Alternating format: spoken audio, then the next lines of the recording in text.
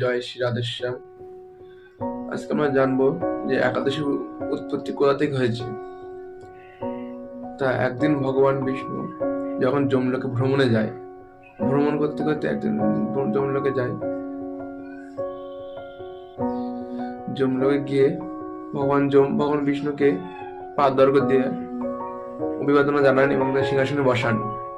সিংহাসনে যখন বসেন তখন ভগবান বিষ্ণু দেখতে পান, শুনতে পান যে দক্ষিণ দিক থেকে একটা বিরাট চিৎকার আওয়াজ হচ্ছে। সেই চিৎকার আওয়াজ দেখতে গিয়ে ভগবান বিষ্ণু দক্ষিণ দিকে যাত্রা করেন।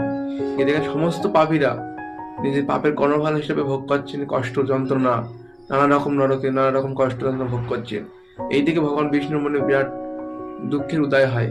তিনি সেই সময় একাদশ নারী মূর্তি ধারণ করেন এবং তিনি সমগ্র সংসারকে জানান যে আজ থেকে একাদশী যে পালন করবে সে নরকে কখনো তার গতি হবে না, সে নরক থেকে পুরোপুরি উদ্ধার হয়ে যাবে এবং ভগবান বিষ্ণুর পার্শ্বদ হিসেবে ভগবান বিষ্ণুর পাশে চলে যাবে।